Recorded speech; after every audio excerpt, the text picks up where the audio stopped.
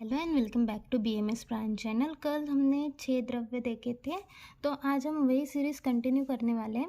तो आज का फर्स्ट द्रव्य है मुस्ता। तो देखो ये पॉइंट से हम ले रहे हैं, तो आपने जो पहले अगर 6 द्रव्य करे होंगे तो आप इस पॉइंट से रिवीजन एक बार कर सकते हैं। तो नेक्स्ट है मुस्ता। तो मुस्ता का देखो गंध, चरक, सुश्रुत और भाव प्रकाश। तो चरक ने उसे देखो मुस्ता ना तृष्णा निग्रहण करता है, उसका मेन कार्य स्तन्य शोधन का है। तो उस पर से हम लिख सकते हैं कि वो देखो तृप्तिघ्न है, तृष्णा निग्रहण करता है, लेखन करने काम करता है, कंडुग्न है और स्तन्य शोधन है, ये बताया चरक ने। लेकिन सुश्रुत ने उसे मुस्तादी वर्ग में रखा है, मुस्तादी और वच्छादी। तो सुश्रुत का मुस्तादी याद रह जाएगा। भाव प्रकाश निघंटू ने उसे कर्पूरादि वर्ग में रखा है। नेक्स्ट पॉइंट है उसका कुल। तो मुस्ता का कुल मुस्तक कुल ही है, उसकी फैमिली साइपेरेसियाe है। नेक्स्ट पॉइंट है लैटिन नेम। तो मुस्ता का लैटिन नेम है साइपेरस रोडेंटस। तो इसकी फैमिली देखो, फैमिली और लैटिन नेम सेम सेम, थोड़ा साइपेरस रोटंडस। देन है उसके पर्याय। तो मुस्ता के पर्याय देखो, मुस्ता के ना मतलब जितने भी मेघ या मतलब बादल से रिलेटेड है ना, वो मुस्ता के पर्याय आ जाएंगे। उसके बाद देखो वो ना दलदली प्रदेश में मतलब ज़्यादा ग्रो करता है। तो कच्छ रुआ, कच्छ प्रदेश में मतलब दलदल जहाँ पे वहाँ पे। गंगा के किनारे पाया जाता है इसलिए गांगेय।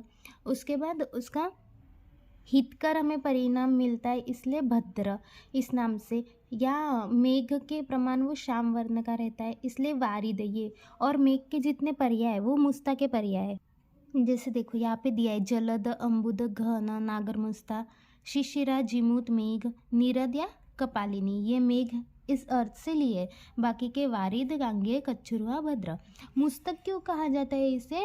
क्योंकि वो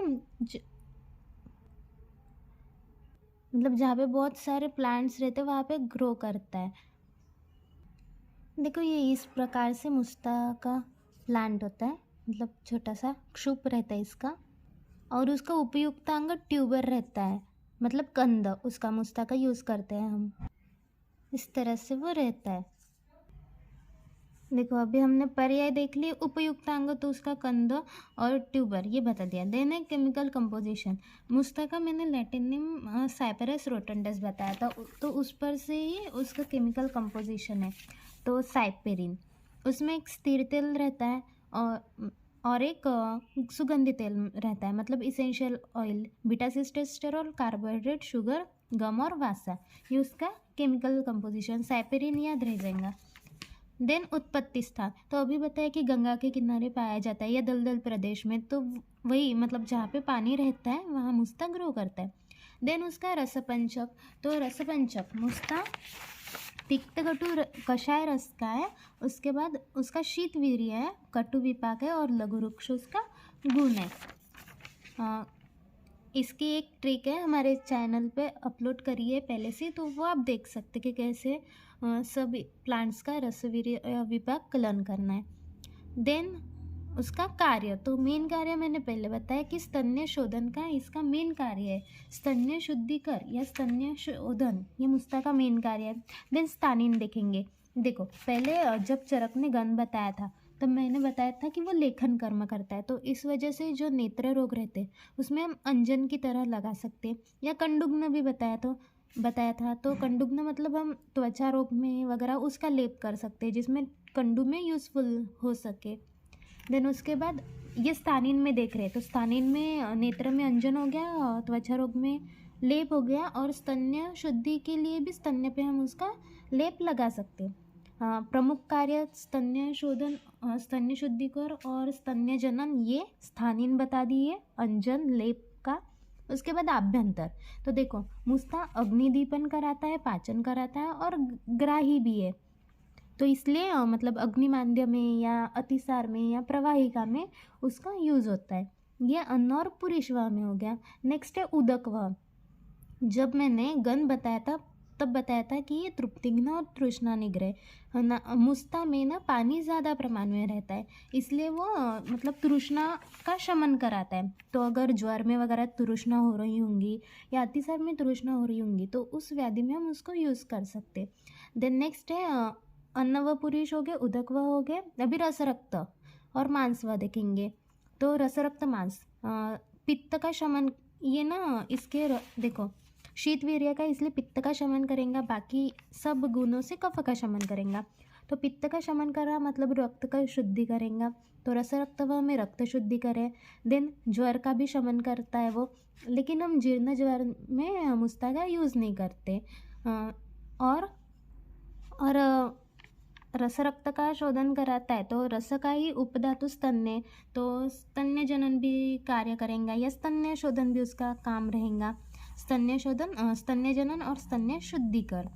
देन उसके बाद है प्राणवह। तो प्राणवह में देखो कफ को कम कर रहा है, तो काशवास में उपयुक्त है। देन उसके बाद मांसवह में, मेदवह में, तो कंडुग्न है तो कुष्ठ में यूजफुल रहेगा, मतलब कंडू वगैरह कम करेगा। और कफ भी कम कर रहा है तो क्लेद भी कम करेगा। देने मज्जावह, तो जो वात वाहिनी रहती उनको ये मतलब बल देता है, इसलिए जो वातज रोग वगैरह या अपस्मार है उनमें यूज़फुल है।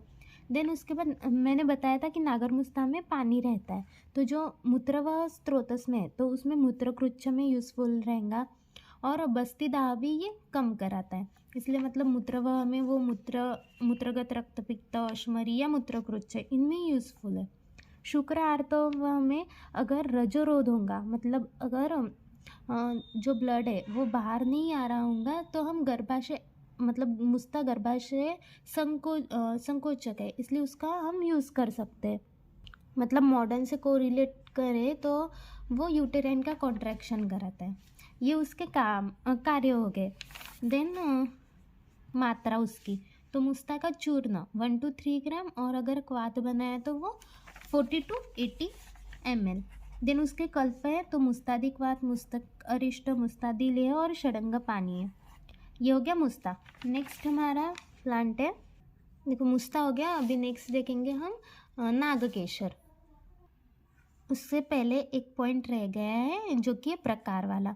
तो देखो प्रकार इसके मुस्ता है, नागर मुस्ता है और जल मुस्ता है। तो इसमें से जो नागर मुस्ता है वो गुण कर्म से सबसे श्रेष्ठ है। बाकी मुस्ता को ही भद्र मुस्ता बोलते हैं और जल मुस्ता को कैवर्त मुस्ता बोलते हैं। चलो तो नेक्स्ट द्रव्य है नागकेशर। तो गण, चरक, सुश्रुत और भाव प्रकाश। तो चरक ने गण ने दिया है, सुश्रुत ने इसे सुगंधि वर्ग में रखा है, एलादि वर्ग में रखा है, अंजनादि और प्रियंगवादी में रखा है। देन उसके बाद भाव प्रकाश निघंटु ने इसे कर्पूरादि वर्ग में रखा है। हमने जो मुस्ता देखा था उसमें भी कर्पूरादि वर्ग में रखा था। नागकेशर, केसर रहता है ना, तो केसर भी सुगंधि, ऐसे याद कर लेना कि केसर का सुगंध आता है, इसलिए नागकेशर को भी सुगंधि वर्ग में सुश्रुत ने रखा है। एला का भी सुगंध है तो इसलिए एलादि, सुगंधादि, अंजनादि।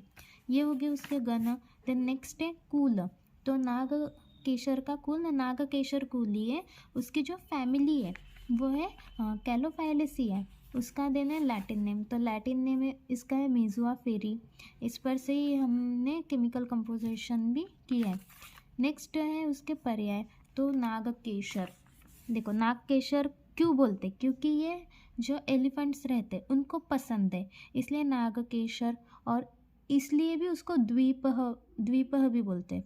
देन नागपुष्प भी बोलते हैं, क्योंकि जो नागकेशर का जो फ्लावर रहता है वो कोबरा के जो ये रहता है हुड उसके जैसे दिखता है, इसलिए देखो उसका ये है फ्लावर, तो ये थोड़ा कोबरा के हुड के जैसा दिखता है, इसलिए नागपुष्प भी ये एक पर्याय उसका है।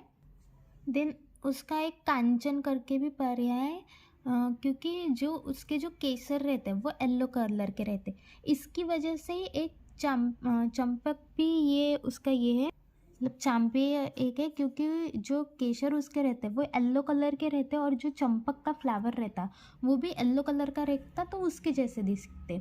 इसकी वजह से हेम पुष्प भी, तो हेम क्या मतलब बस स्वर्ण, तो स्वर्ण और येलो मतलब थोड़ा सेम सेम कलर है ना, मतलब उसके जो केसर रहते हैं वो उस कलर के दिखते, इसलिए हेम पुष्प। उसके बाद कुंभ फल, तो नाग केसर के जो फ्रूट रहते हैं वो कुंभ के समान रहते हैं, इसलिए उसे कुंभ फल भी बोलते हैं। फ्रूट है उसके ये केसर, यहाँ पे उसके केसर यूज़फुल रहते हैं इसलिए केसर भी बोलते हैं। कनक, नागी और अई पुष्प, ये हो गए उसके पर्याय। अभी नेक्स्ट पॉइंट उपयुक्तांग। तो केसर देख लिया। केमिकल कंपोजिशन, मेजुआ फेरी पर से, तो मीजुआ फेरोन, उसके बाद मीजुअल, मीसोग्निन, मैमेसिन, ये और मीजुआ फेरोन ए एंड बी रंजक द्रव्य, ये उसका केमिकल कंपोजिशन। नेक्स्ट उत्पत्ति स्थान, तो उत्पत्ति स्थान ये श्रीलंका में या फिर महाराष्ट्र में देखा जाए तो कोकण में ये मिलता है, और उसके बाद अंडमान में भी मिलता है। श्रीलंका नहीं, नेपाल में मिलता है, हिमालय में, और महाराष्ट्र में कोकण में और अंडमान में। रसपंचक, तो इसका रस है कषाय और तिक्ता, गुण है लघु वृक्ष, विपाक इसका कटु और वीर्य उष्ण, जो मुस्ता देखा था उसका शीत था। कार्य देखो, नाग केशर का मेन कार्य रक्त के इस पे होता है, मतलब वो रक्त का स्तंभन कराता है, इसलिए रक्तर्ष, रक्तातिसार, रक्त प्रवाहिका या रक्त संग्राही, इसमें उसका मेन यूज़ होता है। ये मेन यूज़ हो गया। अभी स्थानीन देखेंगे, तो स्थानीन में जो वेदना प्रधान डिसीज़ रहते हैं उसमें हम उसका यूज़ करते हैं, मतलब लेप वगैरह लगाते हैं। देन आभ्यंतर में देखेंगे।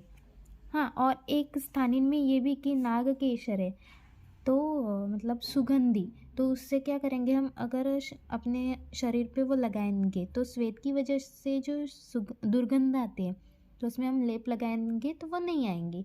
देन आभ्यंतर में अन्न और पुरुष और उदकवा में, तो दीपन पाचन करेंगे, जो भी मुस्ताकी है वो सब इसके भी है। दीपन पाचन करेंगे, ग्राही करेंगे, तृष्णा निग्रहण करेंगे, छर्दी निग्रहण करेंगे, और उसके बाद अम्ल पित्त में भी यूज़फुल है, क्योंकि ये पित्त का शमन करता है और कफ का शमन करता है, लेकिन वात का वर्धन कराता है। इसलिए मतलब दीपन पाचन करेंगे, तृष्णा निग्रह, छर्दी निग्रह करेंगे, संग्राही है, और मुखदाह या मुख दुर्गंध इसमें भी यूज़फुल है, अम्ल पित्त में यूज़फुल है, अतिसार प्रवाहिका अर्श में। देन प्राणवह में, तो कफ का शमन करेंगे, इसलिए वो श्वासकाश में यूज़फुल है। देन उसके बाद रस रक्तवा, तो रस मतलब रक्त पे तो उसका काम है, तो रक्त, अतिसार, रक्तार्श, मतलब जिनमें भी हमें ऐसा लगता है कि स्तंभन का कार्य करना चाहिए, मतलब जिसमें ब्लीडिंग हो रही है जिस डिसीज़ में, तो उसमें हम उसका यूज़ कर सकते हैं। देन नेक्स्ट है शुक्रार्तव में, तो इसमें भी अगर रक्त स्तंभन कराना है, मतलब जिसमें अगर ज़्यादा रक्त जा रहा है तो उस डिसीज़ में हम इसका यूज़ कर सकते हैं।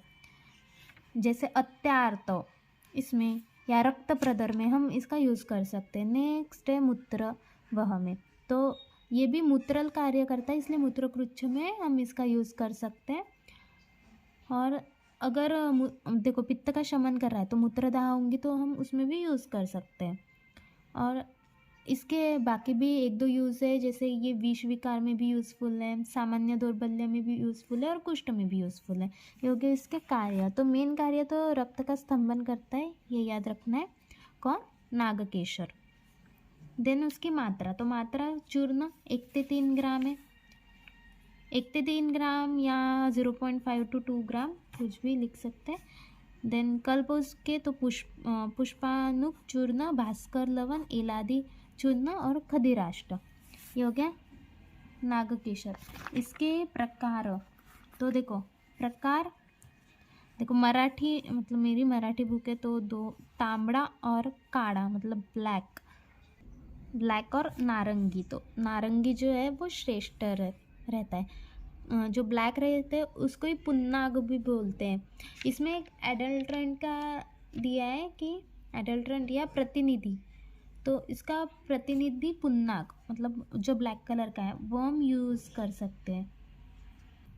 नागकेशर हो गया। अभी नेक्स्ट प्लांट ले रहे हैं नींब। देखो अभी नेक्स्ट द्रव्य नीम है, तो उसका देखो चरक, सुश्रुत और भाव प्रकाशने। नीम का जो कार्य है वो व्रण रोपण का है, कंडुग्न का है, तो चरक ने इसे कंडुग्न वर्ग में रखा है, और उसके बाद तिक्त स्कंद में भी रखा है। नीम का मेन रस तिक्त होता है। देन सुश्रुत ने इसे आरग वदादि, गुड़ुचादि और लतादि इसमें रखा है। भाव प्रकाश ने घंटू ने गुड़ुचादि वर्ग में रखा है। नेक्स्ट है इसका कुल, तो निम्ब का कुल है निम्बकुली है, उसकी फैमिली मेलिएसी है। लैटिन नेम उसका है एजेडिरेक्टा इंडिका। उसके देखो उसके प्रकार है निम्ब, महानिम्ब, पर्वत निम्ब और आकाश निम्ब।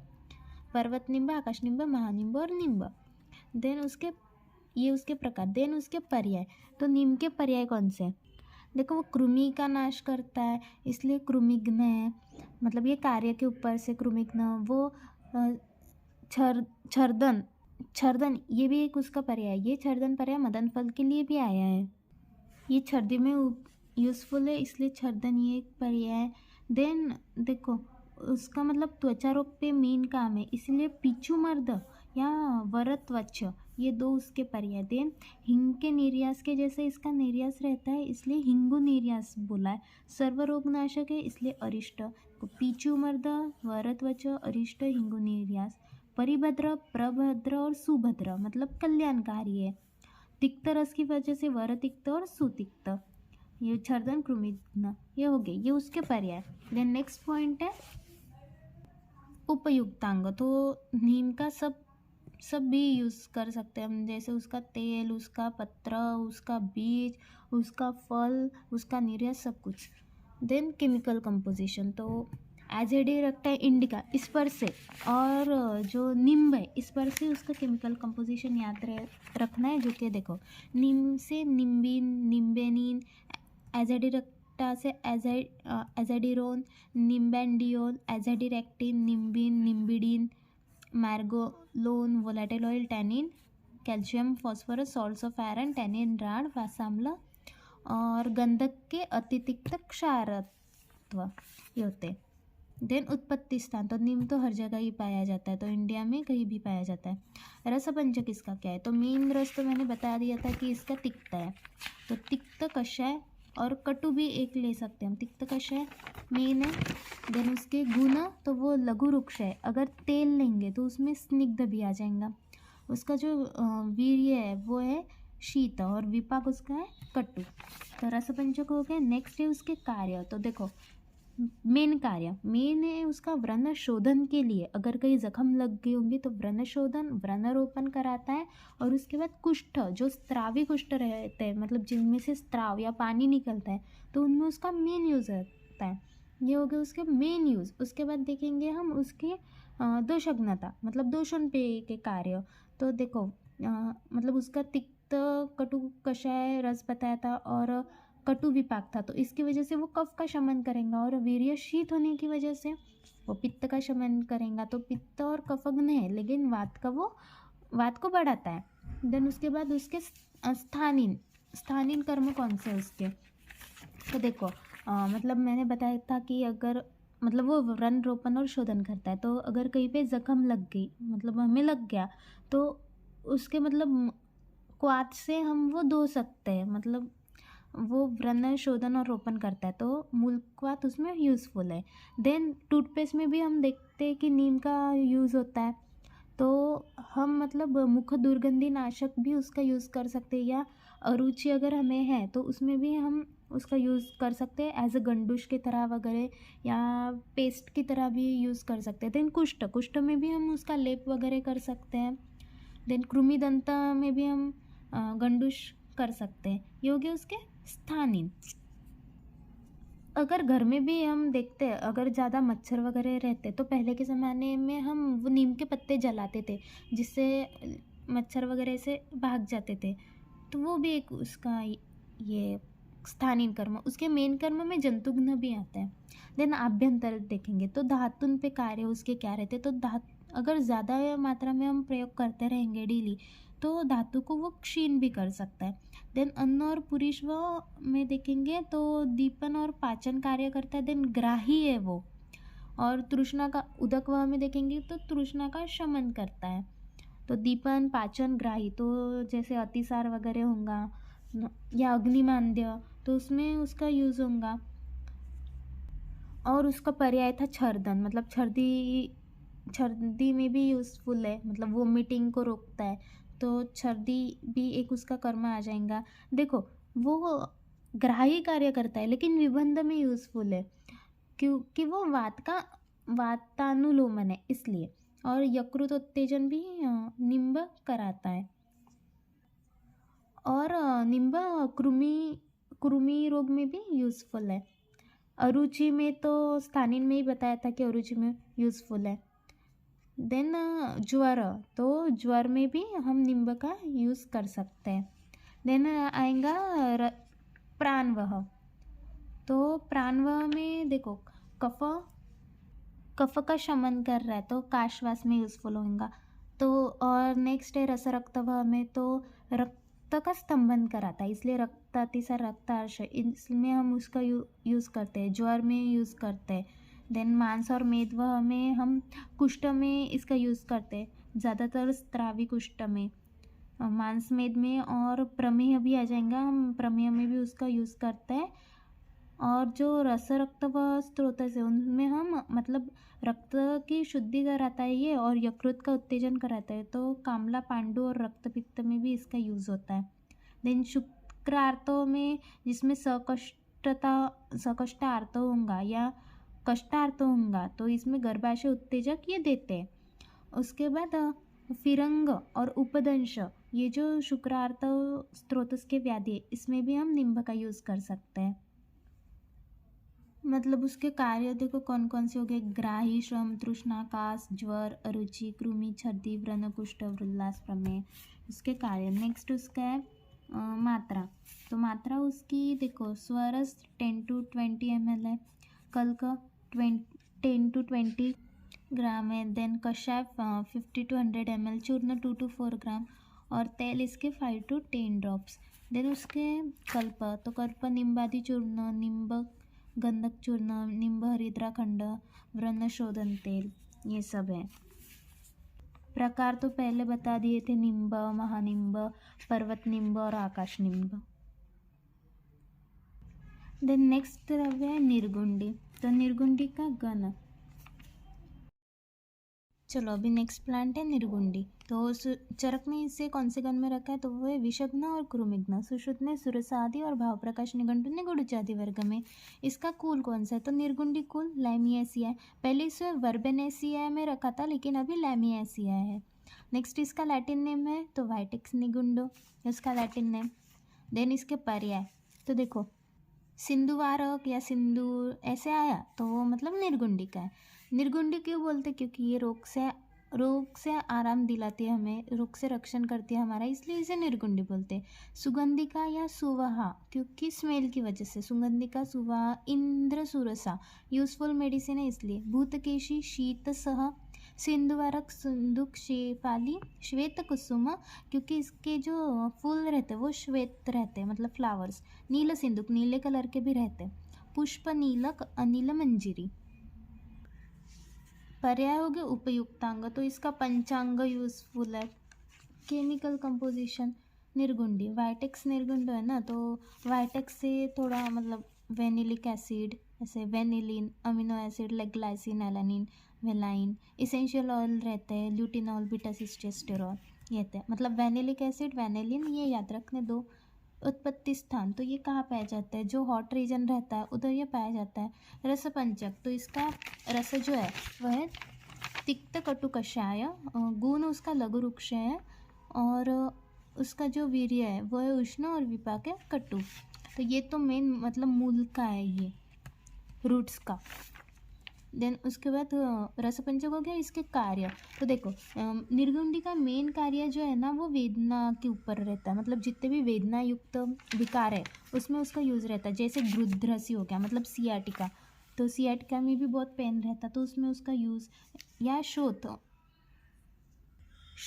जिसमें होगा उसमें इसका यूज़ करते हैं। मतलब जितने भी वेदना युक्त मतलब शोथ और शूल युक्त विकार है उसमें इसका यूज़ करते हैं। दोषों पे कार्य देखेंगे तो ये कफग्न और वातग्न और पित्तकर है। देन उसके स्थानीय, तो वेदना स्थापन है, शोतर है, तो इसलिए उसका मतलब लेप हम लगा सकते हैं, या निर्गुंडी के जो पत्र रहते हैं वो हम बांध सकते हैं जहाँ पे भी वेदना है वहाँ पे। या ये केश्य भी है और नेत्र भी है, तो मतलब हम बाल धोने के लिए भी उसका यूज़ कर सकते हैं। देन वो जंतुघ्न भी है, तो जंतुगना है तो उसके जो तेल रहता है ना, तो तेल का ऐसा स्मेल आता है कि वो जंतु मतलब उनका नाश हो जाता है, मतलब क्रुमिन का वगैरह नाश हो जाएगा। अगर प्रतिशत है तो हम इसका धूमपान के लिए भी यूज़ कर सकते हैं। मुख पाक होगा या कंठ में शूल होगा तो हम इसका गंडूश भी कर सकते हैं। ये हो गया उसके स्थानीय। देन आभ्यंतर में देखेंगे तो देखो तिक्त कटु रस था उसका और उष्ण वीर्य था, तो इसलिए अग्निदीपन और आमपाचन का कार्य करेंगी वो। अन्न और पुरुषभाव हो गया। और देन है रस प्राणभाव में। तो देखो प्राणभाव में कैसे काम करेंगी, वो कफ का मतलब कफ का शमन करती है ना, इसलिए काश और श्वास इन विकार में उसका यूज़ होता है। देन है रस रक्तभाव, तो वो ज्वर में यूज़फुल रहती है। निर्गुंडी मतलब जो सामता उत्पन्न होती है, तो निर्गुंडी क्या करती है, वो साम मतलब किससे, साम मतलब क्या है कि आम आम से मतलब दोष धातु वगैरह दूषित हो जाना, तो उनको साम साम धातु साम दोष कहेंगे। तो निर्गुंडी क्या करती है, उनका पाचन वगैरह करते हैं। आम पाचक है ना निर्गुंडी, तो उसकी वजह से साम दोषण में उसका यूज़ होता है। देन ये हो गया रस रक्तवाह में। देन मांस और मेदवा में, तो ये कुष्ठ में यूज़फुल है, त्वचा और कुष्ठ में, मतलब इसमें भी वो कुष्ठ में आम पाचन करेंगी या कफ को कम करके कार्य करेंगी। रस रक्तवाह हो गया, मांस मेद हो गया, देन मज्जावाह में। तो देखो निर्गुंडी मतलब निर्गुंडी मेन वेदना स्थापन है और ये वातनाशक भी है, तो इसलिए जो मतलब वात प्रदान वेदना विकार रहते तो उसमें वो यूज़ होते हैं, मतलब शीरशूल गृध्रसी आमवात संधिशोथ इनमें यूज़ है। ये स्मृतिकर और मेध्य कार्य भी करते हैं, मतलब अगर कफ की वजह से या तम की वजह से अगर स्मृति नाश वगैरह होगा तो उसमें निर्गुंडी का यूज़ होता है। मज्जा का ही उपधातु केश है, तो केश को भी ये बल देती है, तो इसलिए केश्य भी एक कार्य है। अगर तम की वजह से हमें तिमिर दर्शन वगैरह ऐसे दिख रहा होगा या ऐसे कुछ अंधेरा टाइप दिख रहा होगा मतलब, तो ये तिमिर को दूर करती है, तो इसलिए नेत्रीय भी है। देने शुक्र आर्तव, तो आर्तव जनन का कार्य करती है, इसलिए कष्ट आर्तव में यूज़फुल है। देन इसका एक यूज़ है कि ये रसायन का भी कार्य करती है। ये हो गया उसके मतलब यूज़। तो मेन तो इसका जैसे वेदना प्रदान इसमें था और आम का पाचन करती थी। देन है इसके मात्रा, तो मात्रा इसके देखो चूर्ण 1 to 3 ग्राम, बीज चूर्ण 5 to 10 ग्राम है, स्वरस इसका 10 to 20 ml और क्वाथ 40 to 50 ml। इसके कल्प तो निर्गुंडी कलकर, निर्गुंडी घृत, निर्गुंडी तेल, ये हो गया निर्गुंडी का। इसके प्रकार देखेंगे तो प्रकार श्वेत पुष्प और नील पुष्प ये दो हैं। श्वेत पुष्प को ये निर्गुंडी बोलते हैं और नील पुष्प को शेफाली बोलते हैं। शेफाली हमने पर्याय में देखा था एक। देखो इस प्रकार का ये निर्गुंडी का प्लांट रहता है, श्वेत और नील। तो आज के इसमें हमने मुस्ता, नागकेशर, निम्बा और निर्गुंडी लिया है। कल हम और प्लांट्स देखेंगे। Thank you.